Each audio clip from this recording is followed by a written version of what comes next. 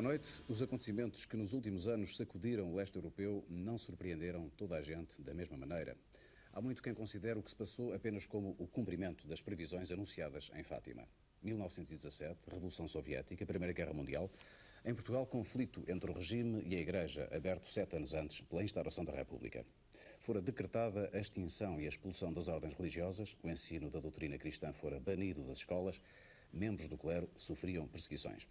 Considerando que quem governara antes do 5 de outubro não fora propriamente a monarquia, mas a Companhia de Jesus, o governo provisório empenha-se na aprovação de uma lei que consignasse a separação do Estado da Igreja.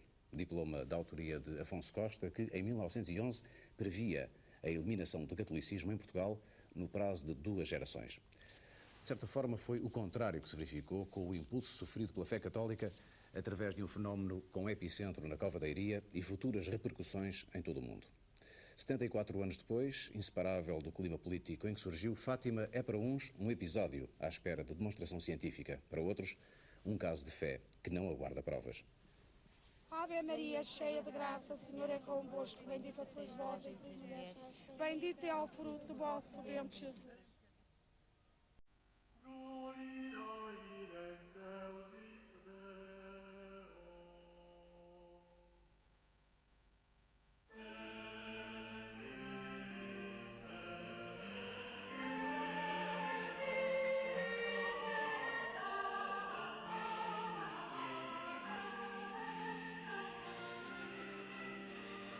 Os meus irmãos andavam a pastar no dia 13 de maio, na Cova da Iria, e à noite, quando chegaram a casa, diziam que tinha aparecido Nossa Senhora. Nem o meu pai nem a minha mãe não acreditavam que fosse verdade. Mas que vocês viram foi agora Nossa Senhora. E vimos Nossa Senhora. Então como é que ela estava? Estava vestida de branco, em cima de uma azinheirinha, com um rosário, e dizia que... Até o que é que ela dizia? Dizia que fossem lá todos os meses, 6 meses a fio.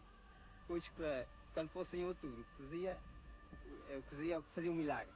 Contou que tinham visto uma mulherzinha muito bonita. Eu sou do céu, estava assim com as mãos, eu sou do céu. E a Lúcia perguntou-lhe, e o que vem cá fazer? Vim cá dizer-lhe que venham aqui 6 meses seguidos. E só depois dos 6 meses é que lhe digo o que quero. E vim lá, creio que fosse no 3º mês. Mas não vi nada, só vi quando os pastores estavam a dizer o adeus, é que eu depois me parecia que só ouvi uma zenida qualquer, um som a zenir, mas de resto ver nem vi nem ouvi. No dia 13 de outubro estávamos lá quando apareceu o sol, às voltas, assim, às voltas e descendo, que não representava que o sol vinha cair na terra. Parecia-nos que já vinha mesmo a chegar às árvores. E chegava, eu vi-o assim. O disco tornou-se bronzeado. Girava circularmente, mas não em volta do eixo. Se descrevendo, assim, simples em volta de um eixo. E dando a impressão de que descia a ponto de reconhecermos que ficávamos esmagados pelo sol. O sol desceu. E apareceu São José com o menino Jesus com o braço direito estendido. E o sol, depois de nós vermos o menino Jesus nesta posição, o colo de São José, o sol subiu outra vez para o mesmo lugar. Ficou uma chuva de flores que atingiu bastante terreno. Foram uns momentos, talvez um minuto ou 2 ou o quê. Espelhamos os olhos por todo, vi tudo de cores. Tudo de cores. Sem dar por isso, olho para mim e vejo enxuto. Olho para os outros, todos enxutos. Não é que parecia uma cena de juízo final. Uns cantavam, outros aclamavam Nossa Senhora, outros, houve até, esse talmente me acompanhava, subiu para cima dos raios de um carro e dizia: "Oh, incrédulos, digam lá que não há Deus! Andem, digam lá que não há Deus!"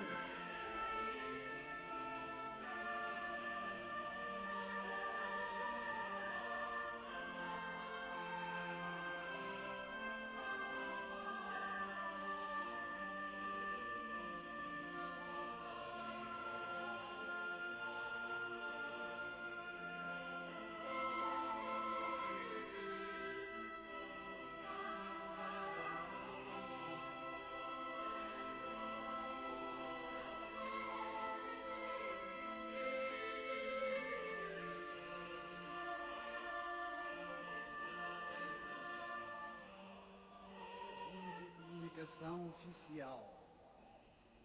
Chegada há momentos de Roma, o Santo Padre decretou, hoje mesmo, a heroicidade de virtudes dos servos de Deus, Francisco e Jacinta. Milhares de pessoas esteve hoje em Fátima, por causa do 13 de maio e por causa do Papa.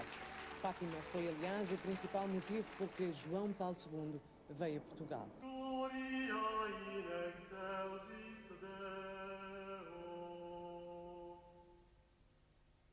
Fátima, visões, aparições, milagres. A 13 de maio, na Cova da Iria. O fenómeno do Sol, a 13 de outubro. O que viu, quem viu. O que disseram os videntes e o que Lúcia acrescentou. Profecias, mensagens e segredos à espera de revelação. Fátima, 1917, sobrenatural ou extraterrestre, mistérios para um debate que é da ciência e da religião. O Dr. Geraldes Freire tem 63 anos e é o cônego da sede de Porto Alegre. Professor catedrático da Faculdade de Letras de Coimbra, é doutor em Linguística Latina. Especialista em crítica textual, foi por isso convidado para trabalhar na edição crítica dos textos de Fátima, tarefa que atualmente coordena. Autor de obras como João Paulo II, Peregrino de Fátima e um ensaio sobre o terceiro segredo, o padre Geraldes Freire considera que, e vamos citar, Fátima é uma manifestação da Santíssima Virgem a favor do homem contemporâneo no sentido de resolver os mais graves problemas do século XX, o ateísmo e o marxismo. Com 58 anos, o padre Luciano Guerra é reitor do Santuário de Fátima desde 1973. Doutorou-se em Filosofia e Teologia nas faculdades de Roma e Salamanca e ainda no Instituto Católico de Paris. Diretor de um colégio secundário durante alguns anos, é autor de diversos artigos e conferências, designadamente sobre as relações de Fátima com a autoridade pontifícia. O doutor Luciano Guerra define o que se passou em Fátima como uma intervenção de Deus na história dos homens. Fina da Armada tem 46 anos e é formada em História pela Universidade do Porto. Professora do ensino preparatório e investigadora de História na área da mulher, é colaboradora regular de jornais. Autora de Fátima, o que se passou em 1917, escreveu com Joaquim Fernandes Intervenção extraterrestre em Fátima, as aparições e o fenómeno OVNI. Tem formação católica, foi catequista, hoje considera-se cristã. Quanto ao que se passou em Fátima, a doutora Fina da Armada considera que as aparições foram verdadeiras, mas não foi Nossa Senhora que lá apareceu. Joaquim Fernandes, já citado coautor com Fina da Armada do livro Intervenções Extraterrestres em Fátima, tem 45 anos. É jornalista e está a completar o curso de História na Faculdade de Letras do Porto. Fundador e membro da Comissão Nacional de Investigação do Fenómeno OVNI, dedica-se há vários anos à pesquisa histórica nesta área do conhecimento. Com formação católica e considerando-se cristão, Joaquim Fernandes define o que se passou em Fátima em 1917 como, citamos, um fenómeno digno de atenção científica que terá resultado da interferência de vários níveis da realidade que nos cerca. Dominicano com 76 anos, Frei João de Oliveira Faria é formado em Teologia e durante 20 anos foi diretor de um colégio do ensino secundário. É autor de várias obras sobre assuntos doutrinários de teologia, designadamente o livro Perguntas sobre Fátima e Fátima Desmascarada. Atualmente dedica-se à pregação e escolheu ocupar-se do apoio aos pobres e doentes. Frei João de Oliveira considera os acontecimentos de Fátima, tal como foram revelados pelos videntes, como verdadeiros milagres e comunicações de Deus. Interroga-se, contudo, sobre as revelações tardias de Lúcia. Editor da secção Ciência, Tecnologia e Educação do Jornal Público, José Vítor Malheiros é o jornalista esta noite convidado a comentar, no final, o debate que aqui vamos agora iniciar. Muito boa noite a todos. Frei João Oliveira, o senhor estava em Fátima em 13 de maio de 1924, tinha 10 anos então, e assistiu a um fenómeno que, aliás, também ocorreu por ocasião das aparições, aquilo que se chamou chuva de pétalas ou cabelos de anjo. Flocos brancos vindos do céu. Podemos começar o debate com o seu testemunho. O que é que o senhor viu nesse ano de 1924, portanto há 67 anos? Eu era rapazito, mas já com sangue na guerra. E em vez de ir da minha casa para Fátima, fui para a escola da Atoguia, fui da minha casa direitinho a Fátima pelos caminhos de cabra que havia nesse tempo, com a curiosidade de ver o que lá se passava. Assisti realmente a essa chamada chuva de rosas e recordo-me que toda aquela gente exclamava: que é isto? E ninguém deu explicação. Só víamos e admirávamos. Aquilo caía só sobre a multidão do recinto de Fátima, do santuário. E isso é que para nós fez mistério. O senhor tocou em algum desses Ora flocos? bem, tentei. E outros tentaram, mas ninguém conseguia. Porque apanhávamos uma pétala, íamos a ver e ela já tinha desaparecido. Grande decepção. E naturalmente que muitos desejariam colher e recolher e guardar. Mas nem eu, nem ninguém, que eu saiba, ninguém conseguiu. Era aspecto de pétalas brancas que caíam em chuva sobre a multidão, mas ninguém conseguia reter, guardar na mão alguma pétalazinha. O senhor Eu recordo-me que aquela gente toda era: ai, o que é isto? E havia quem aventasse uma explicação. Aquela gente humilde que fazia aquele conjunto compacto de gente de olhos no céu ao ver aquilo. E diziam alguns: são as graças de Nossa Senhora a cair sobre nós. Ficámos nesse mistério. E ainda continuamos nele. Ninguém foi mais longe. No seu livro, o Frei João Oliveira escreve, a certa altura, referindo-se a este episódio, escreve que vi o fenómeno, mas não sei explicá-lo. Quem ousará negar o seu caráter sobrenatural? Esses flocos brancos, os investigadores da ovniologia chamam fibra alvina. Joaquim Fernandes ousa negar o caráter sobrenatural do fenómeno a que o Frei João assistiu? Ora bem, penso que não será esta altura ideal para discutirmos a natureza sobrenatural ou não sobrenatural do fenómeno. É um fenómeno físico, registado, palpável, que pode ser recolhido, pode ser sujeito a ensaios laboratoriais, pode ser determinada a sua natureza, neste caso, de um modo geral, dos casos que têm sido recolhidos no âmbito religioso de Fátima, porque não foi só o caso testemunhado em 1924, foi também o caso de 1957, que se apanharam imensas amostras sujeitas a análises químicas, sujeitas, por exemplo, a uma microcombustão, que se revelou tratar-se de um produto vegetal e não animal. Portanto, tem que se refutar aqui a hipótese de ser meras teias de aranhas caídas do céu, por exemplo, saídas da natureza. Um caso paralelo ocorre em 1959 em Évora, um caso, enfim, entre mãos, que foi sujeito a uma análise rigorosa por investigadores do Instituto Comercial na época e que nós posteriormente tivemos acesso. Revelou-se também que a sua natureza, a sua textura era muito, muito idêntica, uma natureza fibrosa, digamos, todo aquele conjunto de filamentos como que argamassados com uma certa coesão, uma substância viscosa. De qualquer modo, o aspecto, a textura é de facto muito idêntica em todos os casos, quer de passagens simultâneas de objetos voadores não identificados, quer também em algumas situações de aparições de índole religiosa, como é o caso em análise. Há casos analisados no estrangeiro, fundamentalmente, eu tenho aqui para citar muito rapidamente uma análise da Universidade de Chicago. Dizer que há casos e não exato, uma Universidade de Chicago que analisou em 57 também, e o verdicto foi uma textura fibrosa, filamentosa, com uma alta dose de eletricidade estática.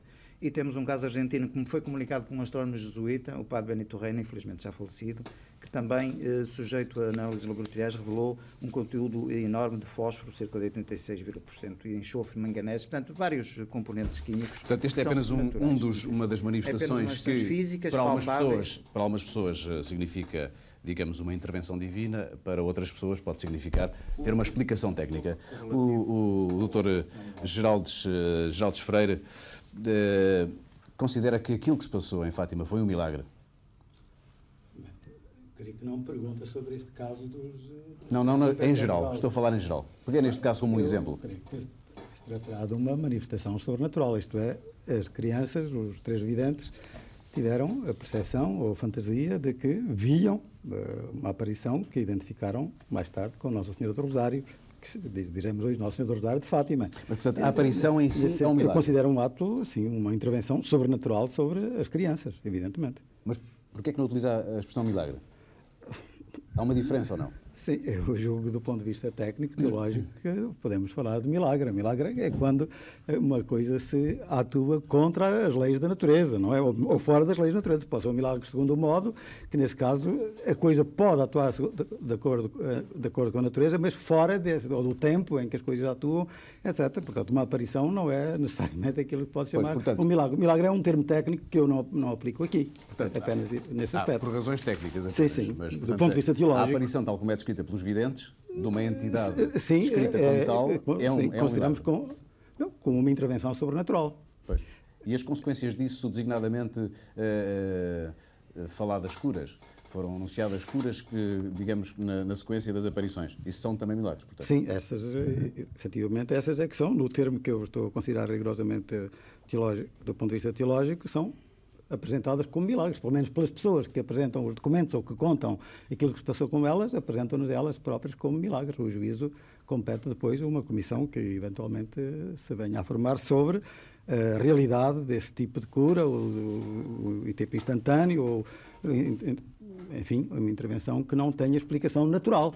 Só é milagre. Mas oficialmente a Igreja nunca declarou que se tratou de milagre, aquilo que se passou no dia 13 de maio em Fátima. Nunca disse o contrário, mas também nunca... Não, a Igreja pronunciou-se sobre a autenticidade das visões das crianças em Fátima. Não lhe chamando de milagre, de qualquer forma. Não chamando de milagre, disse que, quer dizer, a 13 de outubro de 1930, o Sr. Dom José Alves Correia da Silva, bispo de Leiria, declarou como dignas de fé as visões dos pastorinhos de Fátima. Uma palavra, e fez-lo na sequência de alguns sinais já dados pelo Papa, que relativamente a Fátima teve algumas atitudes que o bispo que atuou em virtude de um conhecimento que lhe veio de inquéritos que tinha mandado fazer, é uma comissão diocesana, mas além disso também ele conhecia, passados já anos que era bispo de Leiria, o conhecimento principalmente da vidente Lúcia, porque o Jacinto e o Francisco tinham morrido antes. E, enfim, a comissão, eu julgo que o Papa não foi diretamente a pessoa que influiu na autoridade do bispo, porque o bispo, na sua diocese, tem jurisdição própria. Ele definiu a partir dos critérios que ele próprio estabeleceu, ou que a comissão lhe indicou. Dr. Luciano Guerra, está inteiramente de acordo com o que disse o Dr. Geraldo Freire?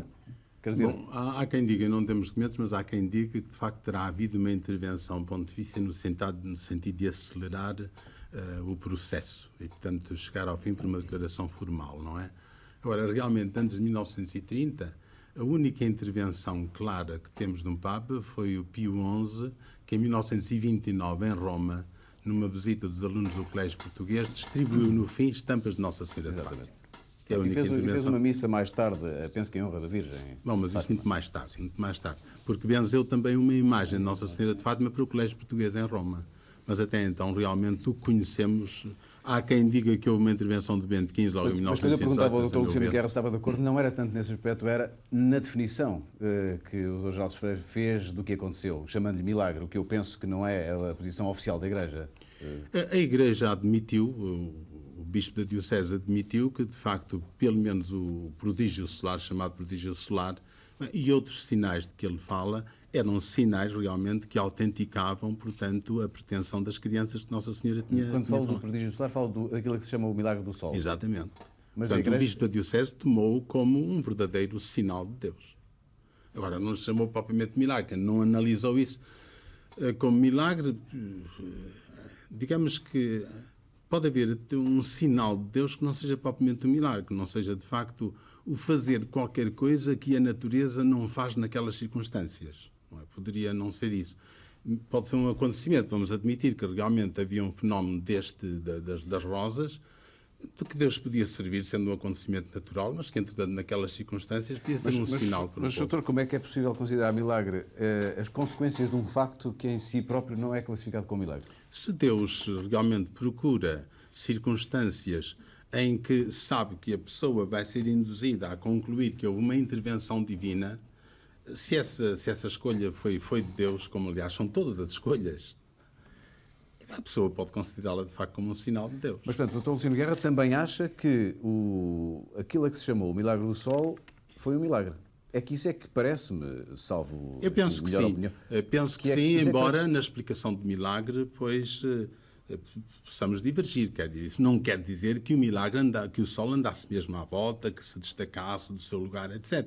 O que é que aconteceu na mente das pessoas ou na realidade visual das pessoas, eu aí não chego. Admito que até possa ser um fenómeno meramente interno nas pessoas. Mas então já não é um milagre. É um milagre. Deus pode ter provocado esse fenómeno interno. Mas então temos sempre uma resposta para todas as questões, porque temos para muitas, porque nós não conhecemos os desígnios de Deus, digamos, e portanto, digamos, a cada argumento pode sempre responder que Deus interveio de uma determinada forma. Não posso a todo o argumento, mas na realidade dá-se bastante essa introdução de uma certa subjetividade de interpretação diante de acontecimentos até naturais. É com base nessa subjetividade, penso eu, e noutras, que a doutora Fina da Armada se preocupou em tentar investigar também estas questões, designadamente no que respeita ao fenómeno do Sol, mas a outros, e alguns já aqui aludidos. Claro que não partilha destes pontos de vista. Não partilho. Por exemplo, o doutor Freire disse ali que em Fátima, portanto, era Nossa Senhora do Rosário de Fátima. Ora bem, o facto de ela ser Nossa Senhora do Rosário, eu já ponho isso em dúvida. Primeiro porque a senhora nunca disse, eu sou a Nossa Senhora do Rosário. Portanto, nunca se identificou. Quando ela falava como Nossa Senhora do Rosário, dizia ela. Portanto, rezai à Senhora do Rosário. Portanto, a Senhora do Rosário aparecia sempre na terceira pessoa. E na última aparição, em 13 de outubro, o parco da freguesia entrevistou a Lúcia, como fazia sempre após as aparições, e está escrito no inquérito paroquial o seguinte: façam aqui, portanto, como atribuindo à Nossa Senhora, façam aqui uma capelinha à Senhora do Rosário, e depois o parco escreveu assim: a Lúcia tem dúvidas se foi assim como fica escrito ou se foi, façam aqui uma capelinha, ponto final, sou a Senhora do Rosário. Quer dizer, portanto, a Lúcia teve dúvidas se era ou não a Nossa Senhora do Rosário.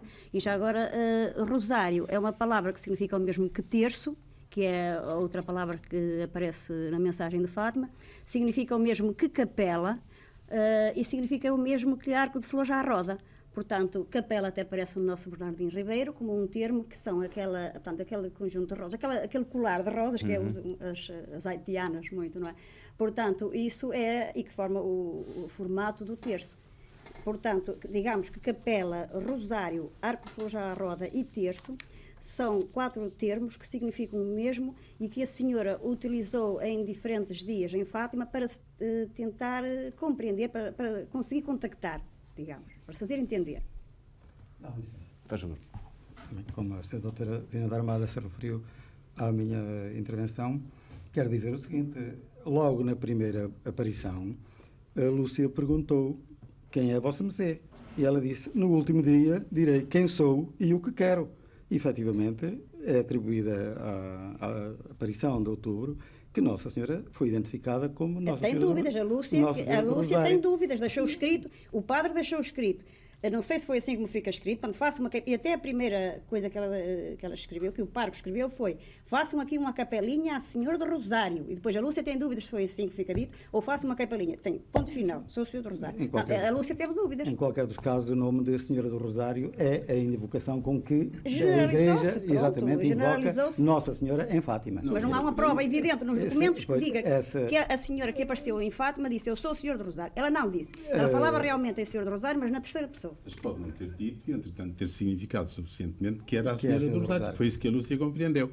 Mesmo o facto da Lúcia dizer: eu não me lembro se ela disse faça uma capela à Senhora do Rosário ou faça uma capela, ponto, eu sou a Senhora do Rosário, isso não quer dizer que a Lúcia não estivesse convencida realmente de que, pelas palavras dela, pela maneira como ela apareceu, não fosse de facto a Senhora do Rosário. Mas Fátima não existe por causa da Lúcia. Com certeza. Não existe por causa da Lúcia. Quer dizer, há imensas crianças no mundo que dizem que vem Nossa Senhora e ninguém lhes liga. Portanto, o Fátima existe por causa dos fenómenos atmosféricos. Não, e sobretudo por causa do Milagre do Sol. Isso é que deu, sobretudo o Milagre do Sol, é que deu credibilidade às aparições de Fátima. Para o Dr. Joaquim Fernandes, o Milagre do Sol é o quê? Ora bem, em termos, pegando na palavra do Dr. Luciano e também do Dr. Freire, de facto a hipótese que os investigadores que se têm ocupado do estudo do fenómeno OVNI compilaram até à data, esta tradição de aproximação entre o fenómeno OVNI e o fenómeno religioso aparicional vem já dos anos 60. Não fui eu que o inventei, não fui eu que o imaginei, mas foram, enfim, pessoas mais qualificadas em várias áreas da investigação científica, como o Dr. Jacques Vallée, que é astrofísico, enfim, uma quantidade de hipóteses que foram surgindo nos anos 60 e que me sugeriram que, de facto, é um tipo de aproximação correta.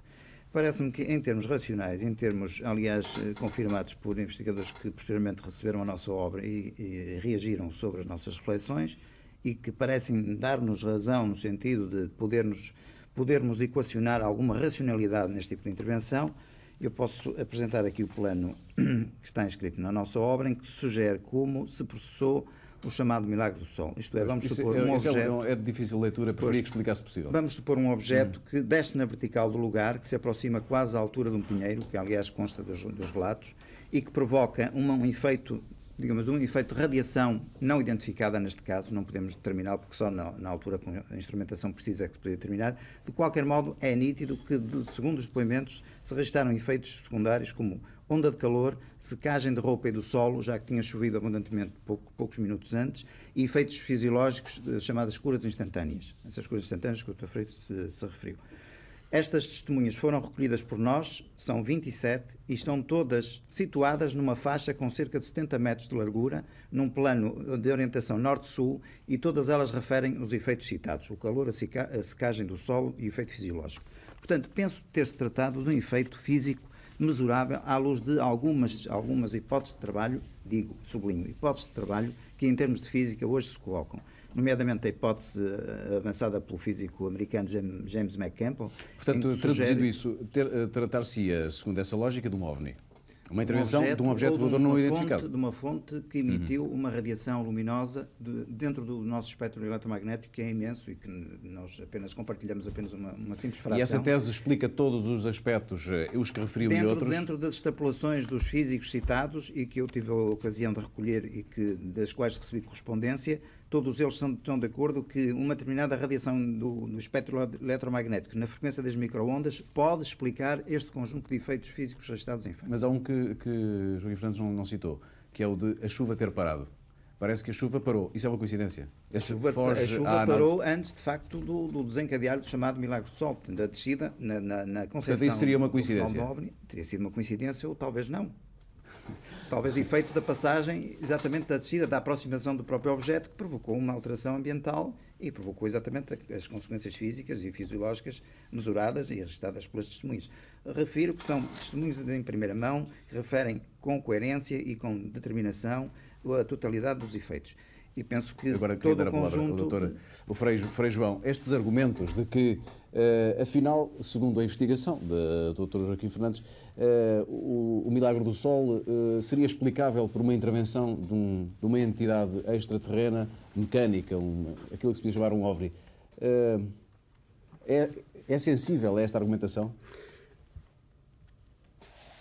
Eu creio que todas as intervenções podem ajudar a chegar a compreender melhor o fenómeno. Mas, mais importante, é sabermos se as fontes iniciais de informação se mantiveram até hoje, ou se houve uma alteração, ou se houve... Houve algumas alterações, mas acha que alguma houve algumas alterações, quer dizer, as declarações da irmã Lúcia a partir de uma determinada data são relativamente diferentes, mas em que é que julga que são substancialmente diferentes, de tal modo importantes que altera o quadro das coisas? Concretamente, em que é muito importante? As fontes de informação é que interessam muito. Sim. Nós sabemos que as cabeças começaram a trabalhar e o povo é assim mesmo. O povo é assim mesmo. E nós temos que estar de pé atrás porque chegaram até muito longe nesse trabalho de imaginação e depois cada um queria exprimir da melhor maneira o que sentia e o que viu. E os pastorinhos, creio eu, que devem ser considerados uma fonte inicial muito importante. Ora, os pastorinhos quase nada disseram na primeira interrogação. E na segunda também. E depois é que começaram a dizer mais do que disseram no princípio. As informações que temos da parte deles, iniciais, são muito pobres. Eu vi. Mas não iam mais longe. Mas depois, noutras interrogações posteriores, já diziam mais e muito mais do que disseram à primeira vez. E isto é naturalmente compreensível. Todos nós, e o povo então ainda mais, a princípio viu qualquer coisa, mas depois a cabeça trabalha. Portanto, põe-se um problema de saber até onde é que se pode acreditar e a partir de onde é que não se deve acreditar. E saber ao certo o que é que eles informaram no princípio. Dr. Luciano Guerra está a analisar, Dr. Geraldo Freire está a analisar os textos.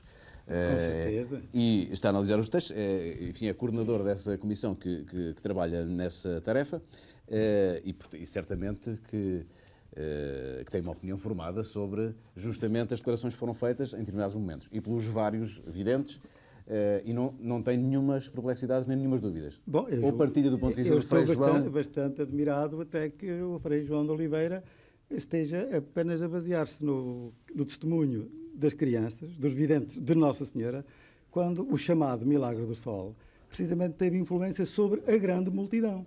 Um jornalista do século que lá se encontrava, logo, na reportagem seguinte, veio dizer o que é que ele vê e o que é que ele viu. E ele veio explicar, mais tarde, numa outra redação, o mesmo perplexidade, a admiração, porque o Milagre do Sol não é só a secagem das roupas ou o aumento de calor, etc. Bom, pelo menos a sensação que as pessoas tinham de que o sol parece que caía sobre as pessoas. Por outro lado, o sol que rodava sobre si próprio. Por outro ainda, a mudança de luz, a diversa de luz, o amarelo, o vermelho, o roxo. Exatamente. Portanto, esse fenómeno... Mas a Lúcia... A minha intervenção... A Lúcia diz que não viu o Milagre do Sol. Como eu estava a dizer, não é sobre o depoimento da Lúcia e dos pastorinhos que nós nos baseamos para saber o que foi o chamado Milagre do Sol, a 13 de outubro, mas sobre dezenas e dezenas de testemunhos escritos de jornalistas, de pessoas fidedignas. Na semana passada, nós tivemos a acabar de analisar o chamado testemunho do Conde de Alvaiazer, como também o testemunho do Dr. Almeida Garrett, longos testemunhos e pessoas formadas em Direito, ambos, os dois formados em Direito, mas que descrevem em pormenor o que se passou. Mas, a par desses, nós temos dezenas. Temos arquivados dezenas de testemunhos. Se me permite a interrupção, mas o problema é que nós conseguimos juntar 100 testemunhos do Milagre do Sol. A doutora Fim da Armada tem 100 testemunhos. Portanto, nós não podemos partir, dizer assim, as crianças estavam, digamos, absorvidas com a visão de Nossa Senhora. E devo dizer-lhe que nesse dia, Frei João de Oliveira sabe perfeitamente, que eles dizem, o que viram mais? Nós vimos também São José e o Menino Jesus. Quer dizer, eles continuaram absortos numa visão, chamemos, sobrenatural. Mas o Francisco não via, não é? O Francisco via inteiramente. Não havia, exatamente. Quanto o Milagre do Sol se deu em relação à grande multidão. Permita-me, o Frei João, fazer esta correção, que é só o que eu queria dizer. Portanto, o Milagre do Sol foi presenciado por muitas, não sei, 50 mil pessoas estavam lá, mas nem todas também viram. Um milagre, portanto, por milhares de pessoas, algumas das quais dizem que não viram. Nós não temos nada que, neste momento, a não ser que me perguntem depois, que analisar esse caso, mas temos descrições pormenorizadas de testemunhas fidedignas que, em pormenor, dizem tudo os diversos aspectos. De uma forma indireta, está-me a dizer que não se encontram grandes dificuldades, quer dizer, os depoimentos oferecem uma grande coerência para a sua análise. Estava a dizer isso indiretamente. Porquê é que ainda não saiu a edição dos textos? Agora aproveito para lhe perguntar. Não, porque é um trabalho que é abordado com uma grande ansiedade. Licença, todos os que aqui estão presentes conhecem algumas, meia dúzia, uma dezena ou mais depoimentos descritivos do que foi o Milagre do Sol. Sim, mas há a expectativa de que do trabalho que o senhor está a coordenar saia realmente alguma coisa que seja diferente e que ofereça novos elementos para a análise. Eu peço vénia para dizer que eu fui colocado à frente desta comissão em 11 ou 12 de setembro passado, pela primeira vez.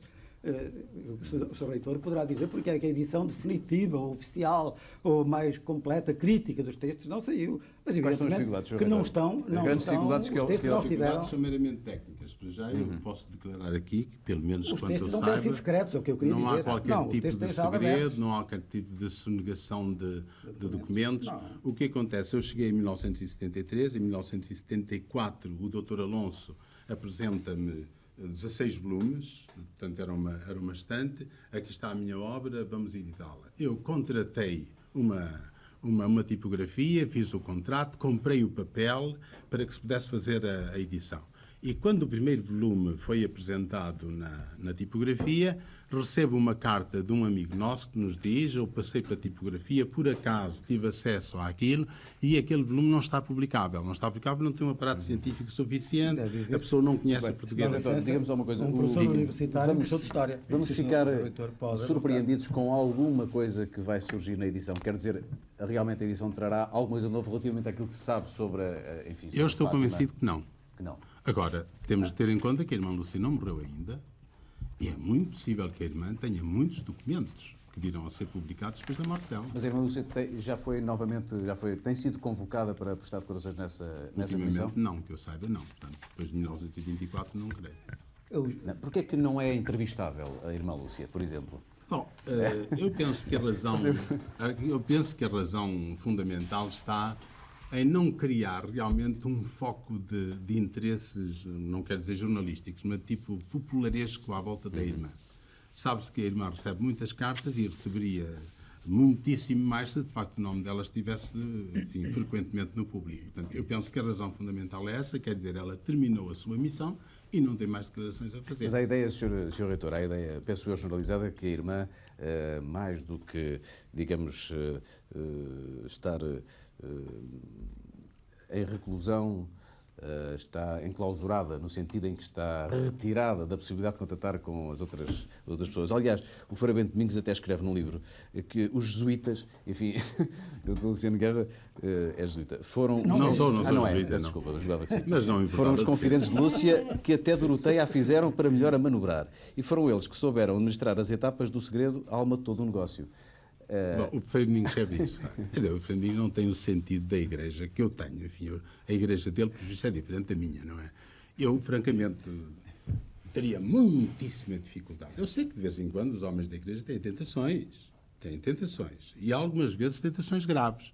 Agora, num caso destes, em que acaba por envolver o bispo, o episcopal de de uma nação, o Papa, várias vezes, que a mim, eu não posso acreditar que a Igreja tomasse, digamos, qualquer iniciativa de fraude num caso destes. Não, quer dizer, mas, por exemplo, a irmã Lúcia escolheu ir para a Freira, foi conduzida nesse sentido. Eu estou convencido que sim, é evidente, não tenho mais documentação nenhuma, não tenho acesso direto enfim, tenho acesso direto de quando em quando, depois à superiora dela e a ela mesma, mas...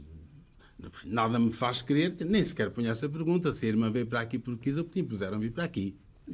Nem sequer conheço o problema. Eu admito que realmente a irmã sentiu, talvez, por um lado, muita pressão de gente que queria saber coisas e, portanto, ela estava muito exposta porque estava numa congregação aberta e, por outro lado, a irmã terá sentido realmente uma vocação de contemplativa e, portanto, escolheu ser carmelita.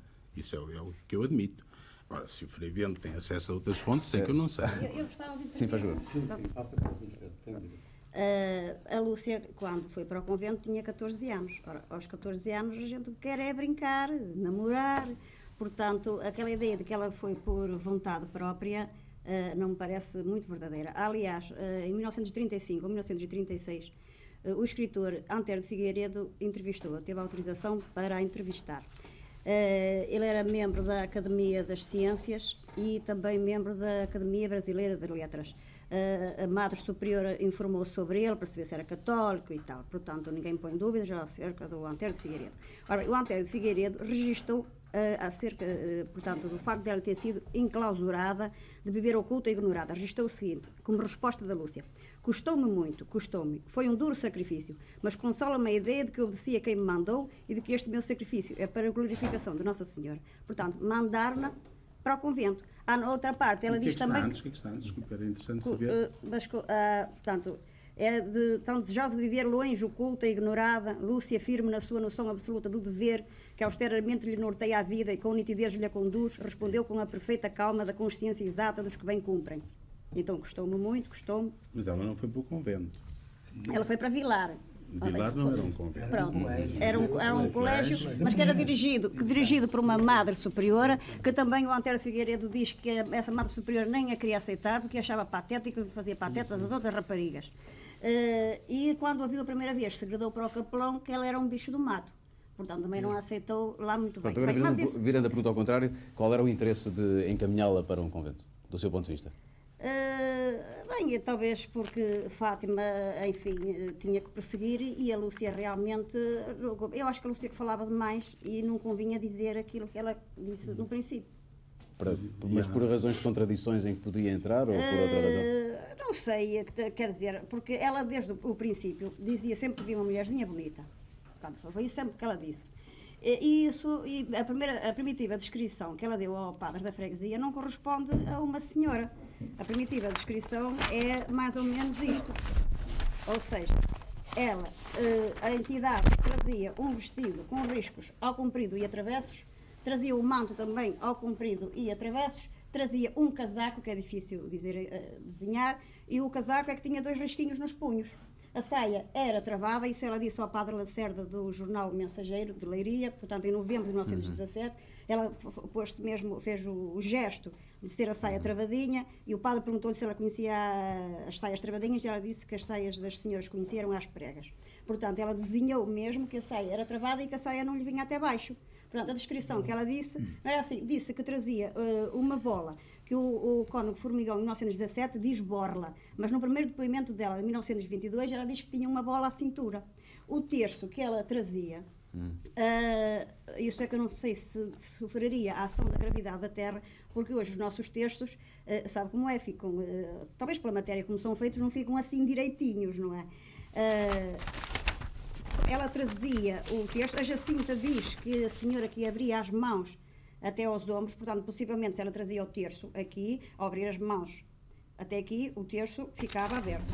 Na minha opinião, um terço, está aqui o terço e está aqui este símbolo. Ora bem, este símbolo é o símbolo do cromossoma feminino, que certamente deve ser a única coisa comum que as mulheres do cosmos tenham, quer dizer, nós e mulheres de outros sítios, cosmos, bem, quando diz cosmos, sei lá, de outro sítio qualquer que não seja a Terra.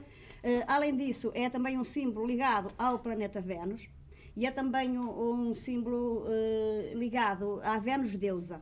Portanto, há mesmo enciclopédias, sobretudo a Enciclopédia Ilustrada Espanhola, diz que Vênus que era representada assim com este símbolo. Dr. José Freire, porquê que, havendo um desenho, este desenho é feito a partir das descrições dos videntes, não é? Conforme eles descreveram, assim foi feito o desenho. Porquê que havendo um... Os desenhos não são originais, os desenhos foram feitos a partir da nossa declarações, das declarações dos videntes. Chegou-se àquele desenho, robô. Porquê que a partir das declarações dos videntes não foi criada aquela ou outra imagem e a imagem que nós temos da Senhora de Fátima é completamente diferente? Eu julgo que as declarações da doutora Fina da Armada, que revelam estudo, mas já há bocadinho eu reparei que ela citava apenas o interrogatório do pároco. Mas as crianças não foram só interrogadas pelo pároco, isso foi o primeiro interrogatório. Pelo Padre Lacerda, foram os primeiros. Padre Lacerda, etc. Por exemplo, para citar agora uma informação que ela refere. O Padre Lacerda perguntou-lhe, quando ela descreveu como era o vestido, perguntou se a saia era travadinha. Ela disse, eu não sei o que significa travadinha. Ela disse, apenas conheço a saia. Ela pôs-se de pé e com um gesto com pregas. Ela desconhecia o termo travadinha. Exatamente. Até desconhecia o termo travadinha. Desculpa, eu não estou aqui para a contrariar, não é? Mas ela até disse que nem sequer conhecia o termo travadinha. Portanto, o que acontece é que um terço, tanto é aquilo como a senhora doutora Fina da Armada apresenta, como é isto que eu tenho aqui. Mas isso é a ação da gravidade da Terra. Ele cai devido à matéria de que é feito. Isto é um terço. É um terço. Mas já não... Enfim, independentemente agora de falar em Vênus, estar a falar, enfim, símbolos femininos, etc., eu julgo que o terço pode ter aquela forma, se nós considerarmos que ele é constituído por 50 Ave-Marias, 5 Padre Nosso, e que tem aqui uma cruz no fim, mas não é apenas uma terça parte do rosário. E, portanto, podemos pô-lo naquela posição como noutra qualquer. Isto não é fruto da gravidade da Terra. Eu estou-lhe a dar as formas... A matéria, se for feito de uma matéria dura, estou-lhe a dar as formas em ferro... puramente entendo. Portanto, aquela interpretação, a Sra. Doutora é inteiramente livre de tomar a interpretação que quiser, mas um terço não tem nada a ver com o símbolo feminino, nem com a deusa Vênus, nem com a Luciana, até porque o terço começou por não ter nem 150 Ave-Marias, nem 50, um terço, perdão, nem o rosário, 150 Ave-Marias, nem um terço, apenas 50, mas sofreu uma evolução ao longo dos séculos. Os especialistas do rosário são precisamente os dominicanos, sabem perfeitamente que o rosário não nasceu assim, feito como nós o temos hoje. Portanto, pode ter a interpretação que quiser. São Domingos, que apareceu do, exatamente, pode ter a interpretação que quiser, mas não pode atribuir isso nem a Nossa Senhora, nem ao terço, como o símbolo do rosário. Temos ainda uma segunda parte para completar este programa. Eu agora pedi licença para fazer um pequeno intervalo e voltamos já.